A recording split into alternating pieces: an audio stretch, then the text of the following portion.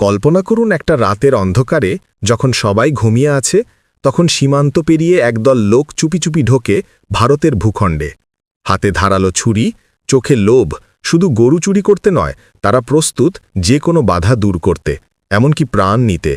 আর যখন স্থানীয় গ্রামবাসীরা তাদের ধরে ফেলে তখন শুরু হয় এক রক্তাক্ত লড়াই, যেখানে একজন নিরীহ ভারতীয় প্রাণ হারায়। কিন্তু এরপর যা ঘটে তা শুনলে আপনার রক্ত গরম হয়ে উঠবে। বাংলাদেশের সরকার এটাকে বলে মব লিঞ্চিং। কিভাবে ভারতের সীমান্ত রক্ষা করা যায় এমন অবৈধ অনুপ্রবেশ থেকে?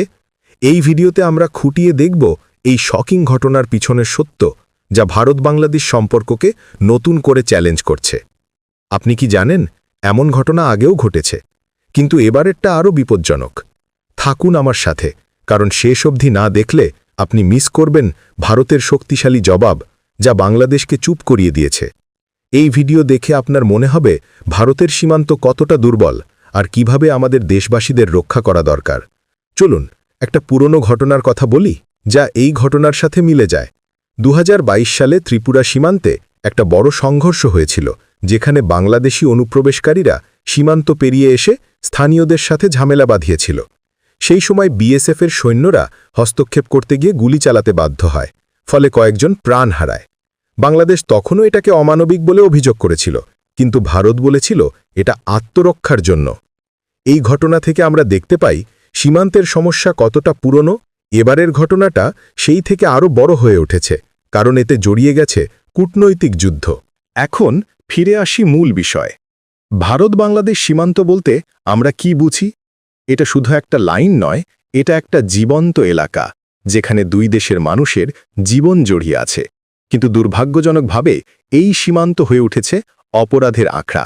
গরু পাচার, মানুষ পাচার, মাদক চোরাচালান, এসব এখানে নিত্যদিনের ঘটনা। আপনি কি জানেন ভারত বাংলাদেশ সীমান্ত প্রায় 4096 কিলোমিটার লম্বা, যা ভারতের সবচেয়ে লম্বা সীমান্ত।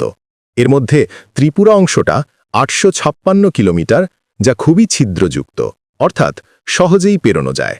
এখানে গ্রামগুলো এত কাছাকাছি যে একদিকের লোক অন্যদিকে যায় আসে।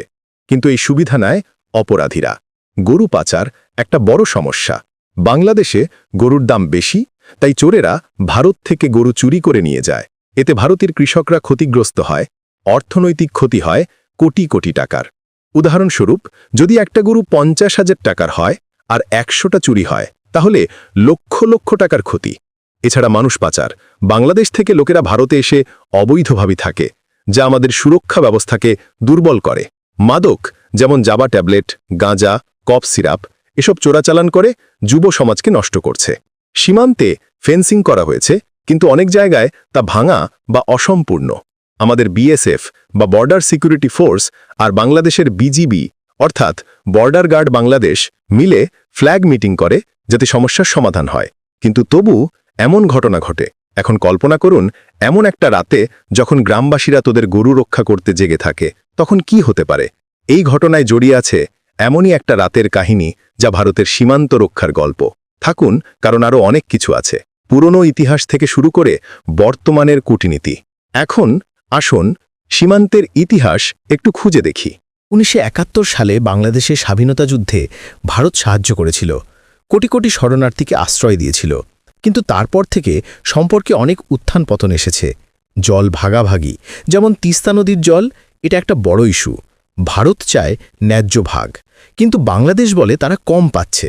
বাণিজ্যের ভারসাম্য ভারতের পক্ষে, যা বাংলাদেশকে অসন্তুষ্ট করে। এছাড়া অভিবাসন নীতি, বাংলাদেশ থেকে অনেকে ভারতে আসে কাজের খোঁজে, কিন্তু অবৈধভাবে। এতে ভারতের নিরাপত্তা ঝুঁকি বাড়ে। এখনই সীমান্তে অপরাধ বাড়ার কারণ কি? একটা হলো দারিদ্র্য। বাংলাদেশের অনেক এলাকায় কাজ নেই, তাই চোরাচালান একটা উপায়, কিন্তু এটা ভারতের জন্য হুমকি। উদাহরণ দিই, যদি একটা গ্রামে গরু চুরি হয়, তাহলে কৃষকের পরিবার কি খাবে? গরু তো তাদের জীবিকা। এমন ঘটনায় গ্রামবাসীরা সতর্ক থাকে, কখনো নিজেরাই রক্ষা করে। এখন এই ঘটনায়ও তেমনই কিছু ঘটেছে, যা বাংলাদেশকে রাগিয়েছে। কিন্তু ভারতের দৃষ্টিভঙ্গি কি? আমরা বলি সীমান্ত অতিক্রম করা অবৈধ, আর যদি হামলা করে তাহলে আত্মরক্ষা স্বাভাবিক। এখন কূটনীতিতে কি হচ্ছে?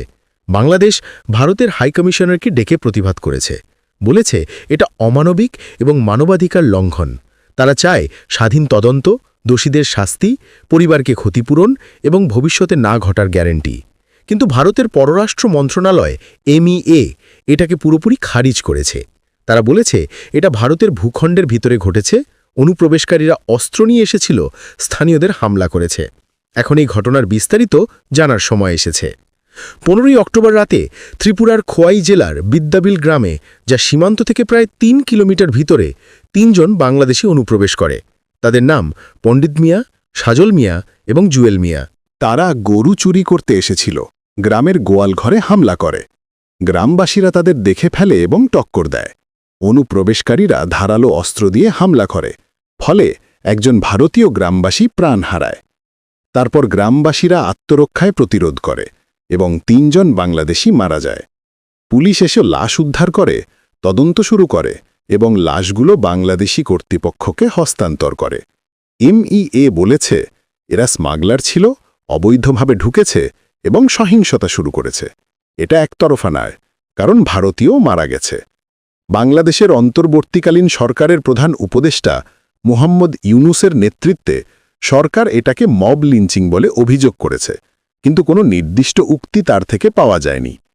ত্রিপুরা পুলিশ FIR দায়ের করেছে, BSF পেট্রোলিং বাড়িয়েছে। এখন আমার মতামত, এই ঘটনা দেখিয়ে দেয় যে ভারতের সীমান্ত রক্ষা কতটা গুরুত্বপূর্ণ। আমরা দেশপ্রেমিক হিসেবে বলবো, গ্রামবাসীরা নিজেদের রক্ষা করেছে, এটা আত্মরক্ষা, কোনো লিঞ্চিং নয়। বাংলাদেশের অভিযোগ রাজনৈতিকভাবে উদ্দেশ্যপ্রণোদিত, কারণ তারা নিজেদের অপরাধীদের রক্ষা করতে চায়। আমাদের সরকারের শক্ত জবাব সঠিক, এটা দেখিয়েছে যে ভারত কোনো অন্যায় সহ্য করবে না। ভবিষ্যতে সীমান্তে আরও ড্রোন সেন্সর লাগানো দরকার, যাতে এমন ঘটনা না ঘটে। আমরা সবাই মিলে দেশের সুরক্ষায় সচেতন হই, কারণ সীমান্তই আমাদের প্রথম রক্ষা কবচ। এই ঘটনা থেকে শিক্ষা নেওয়া দরকার, যাতে ভারত-বাংলাদেশ সম্পর্ক আরও মজবুত হয়, কিন্তু অপরাধকে কোনো ছাড় দেয়া যাবে না।